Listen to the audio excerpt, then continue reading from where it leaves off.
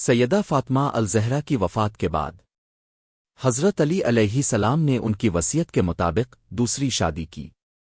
حسن حسین زینب ابھی چھوٹے تھے۔ اپنے سیدنا عقیل کو رشتہ دیکھنے کے لیے کہا تو انہوں نے بنو کلاب کے قبیلے کا انتخاب ہوا۔ سیدنا حضرت علی کی خواہش تھی کہ کوئی ایسی خاتون ہو جو شجاعت، سخاوت اور اثار کی خصوصیات سے مالا مال ہو۔ بنو کلاب کی خاتون فاطمہ بنت حزم کے گھر رشتہ بھیجا تو سردار حزم اپنی بیوی کے پاس گئے اور پوچھا کہ سیدنا حضرت علی کا بیٹی فاطمہ کے لیے رشتہ آیا ہے، کیا اپنی بیٹی کی ایسی تربیت کی ہے جو میرے پیارے نبی پاک کے خاندان میں بیاہی جا سکے؟ رشتہ قبول ہوتا ہے تو فاطمہ بنت حزم سیدہ الابنین سیدنا حضرت علی کے گھر جاتی ہے تو سیدنا حسن، حسین اور بی بی زینب بنت فاطمہ کو گالے لگا لیتی ہے۔ سیدنا حضرت علی سے درخواست کرتی ہے کہ ان بچوں کے سامنے اب مجھے کبھی فاطمہ مت کہیے گا، انہیں اس سے ان کی ماں یاد آ جائے گی۔ میں اس گھر میں ان کی ماں بن کر نہیں آئی بلکہ کنیز بن کر آئی ہوں۔ میرا یہ مقام نہیں کہ ان کی ماں کی جگہ لے سکوں۔ ان کے 4 بیٹے ہوئے، اس لیے انہیں الابنین بھی کہتے، مطلب بیٹوں کی ماں۔ اپنے بیٹوں کو ہمیشہ حسن و حسین کی اطاعت کا حکم دیتی ادب سکھایا اور کہا جو وہ کہیں بس حکم بجا لانا ہے، بحث نہیں کرنی۔ یہ اہل بیت ہیں اور ہم ان کے نوکر ہیں۔ 4 بیٹوں میں عباس ابن علی، عبداللہ ابن علی، جعفر ابن علی اور عثمان ابن علی تھے۔ سیدنا عباس لشکر حسین کے سپہ سالار بھی رہے۔ شجاعت میں یہ ایک مقام رکھتے تھے، دونوں ہاتھوں سے تلوار چلاتے تھے۔ جنگ صفین میں سیدنا حضرت علی نے ان کو بھیجا تو محمد بن حنفیہ کہتے کہ مولا اب صرف عباس کو کیوں آگے بھیجتے ہیں؟ تو سیدنا عباس کہنے لگے حضرت حسن و حسین میرے والد محترم کے آنکھیں ہیں اور میں ان کا بازو ہمیشہ آنکھوں کی حفاظت کرتے ہیں۔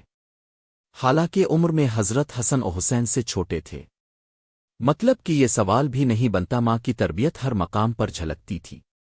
واقعہ کربلا میں جب ایک ایک کر کے لشکر حسین کے سپاہی شہید ہوتے گئے تو سیدنا عباس نے حضرت امام حسین سے درخواست کی کہ مجھے جانے دیں۔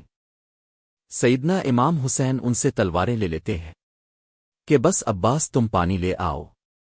اب پانی لینے جاتے ہیں تو یزیدی لشکر ان پر حملہ کر دیتا ہے، دونوں بازو کاٹ دیے جاتے ہیں۔ امام عالی مقام کی آنکھیں بھر آتی ہیں۔ سیدنا عباس حضرت امام حسین سے درخواست کرتے ہیں کہ میرے گھٹنے سے تیر نکال دیں، اور کہتے ہیں کہ میری والدہ سے کہہ جی گا کہ عباس کے دونوں بازو نہیں تھے، اس لیے صرف اب کو تیر نکالنے کا کہا۔ یہ وہ ادب تھا، وہ اطاعت تھی جو سیدہ الابنین کی تربیت تھی، جنہوں نے ساری زندگی نبی پاک کے اس گھرانے کی کنیز بن کر گزار دی۔ اب کے 4 بیٹے اس جنگ میں شہید ہو گئے۔